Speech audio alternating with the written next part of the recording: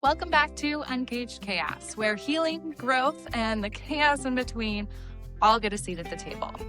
I'm your host, Andi, certified life coach, and today we're opening the door to a brand new series. And honestly, I think this might be one of the most important series we've done, because over the next several weeks, we're going to be talking about emotions, but not the Instagram version, not the good vibes only version. Not the version that tells you to slap a positive affirmation over your pain and call it healing. We're talking about real emotions, the messy ones, the uncomfortable ones, the ones that wake you up at 2 o'clock in the morning, the ones that hijack conversations, the ones that make you react and then leave you sitting there wondering, where the hell did that come from? Because here's what I've learned. Most people aren't struggling because they feel too much. They're struggling because they've spent years putting emotions in cages. And the funny thing about emotions is that they don't like cages. They rattle the bars, shake the walls, and eventually find their own way out. Sometimes through anxiety or resentment, sometimes through overthinking, through control, sometimes through behaviors that leave us wondering why we keep repeating the same patterns. And before we start breaking down specific emotions like fear, anger, sadness, joy, disgust, and surprise over the next several episodes, we have to understand one thing. Sometimes the emotion you're feeling isn't actually the emotion you're feeling. Sometimes the emotion screaming isn't the one that needs your attention. And understanding that one concept might completely change how you understand yourself. So let's uncage some chaos. I think one of the biggest lies we've been sold is that emotions are problems, but they're not. They're just information. They're data, feedback, they're messengers. But most of us were never taught their language. We were taught how to suppress, push through, ignore, distract, numb. In other words, we learned how to build cages. And then we act surprised when what's inside starts rattling the bars. Because emotions don't disappear when they're ignored. They just get louder or sneakier. And sometimes they put on disguises. Which brings us to something that completely changed the way I understand emotions.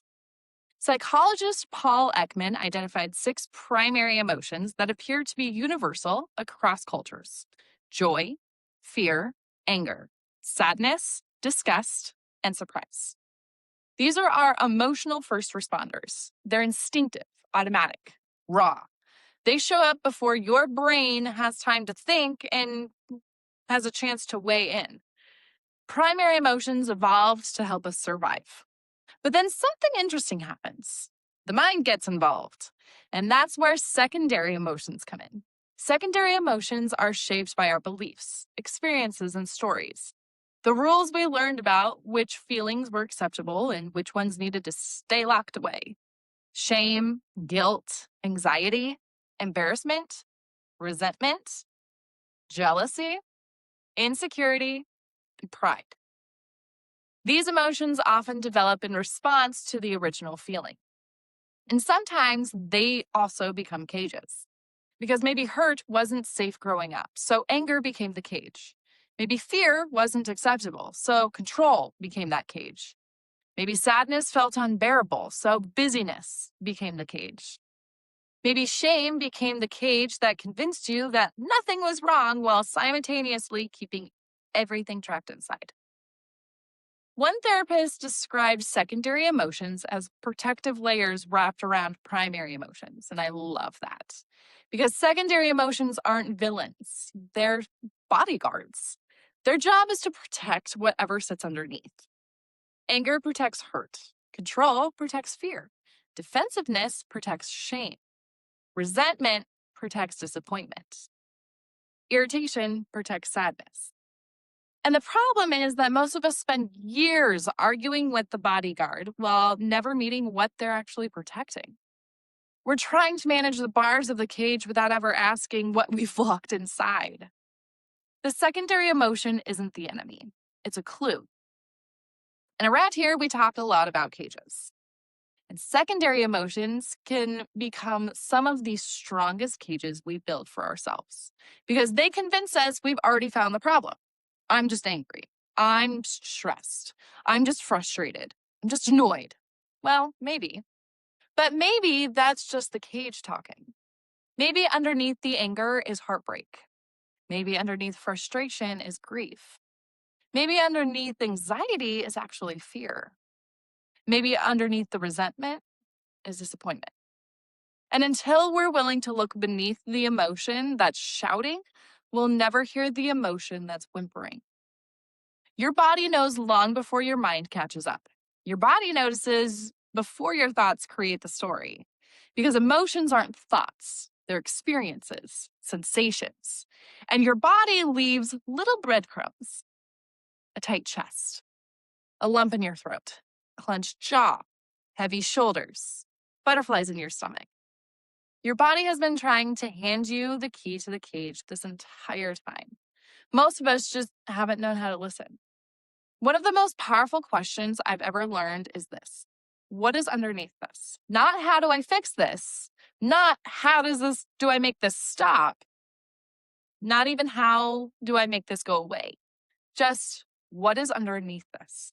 Because you can't uncage what you are unwilling to acknowledge, and you can't heal what you're unwilling to name.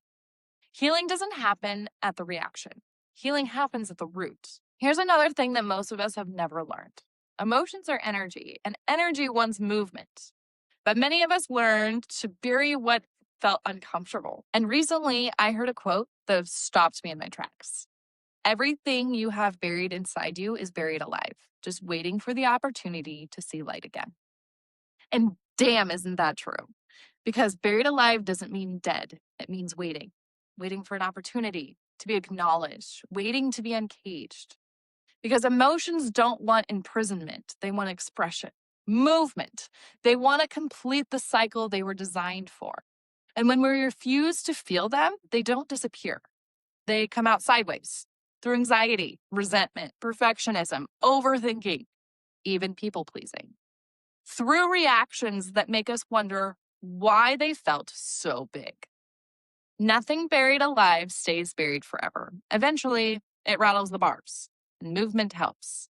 Walking helps. Crying, breath work, journaling, even talking helps. Dancing around your kitchen. The goal isn't to become someone who never feels. The goal is to become someone who no longer fears feeling. As we wrap up today's episode, I want you to remember this. The emotion you're feeling might not be the whole story. Sometimes the loudest emotion in the room is simply standing guard over the one that needs your attention the most. And everything you've buried inside is buried alive, not because it's trying to hurt you and not because you're broken, but because emotions were never meant to live in cages. They were meant to move, to teach. They were meant to be felt. So this week, get curious. Ask yourself, what am I feeling? Where do I feel it? And what is underneath it? Because awareness is where healing begins. And over the next several weeks, we're going to uncage these emotions one by one. Fear, anger, sadness, joy, disgust, and surprise. We'll learn why they exist, how they show up in the body, and what they're trying to tell us. And best of all, how to release the energy they carry inside of imprisoning it. Think of today's episode as the key. Starting next week, we'll begin opening the cages. So make sure you subscribe to not miss an episode. This is Uncaged Chaos, where we keep questioning the stories, keep challenging the cages, and remember that being an emotional human is the whole fucking point.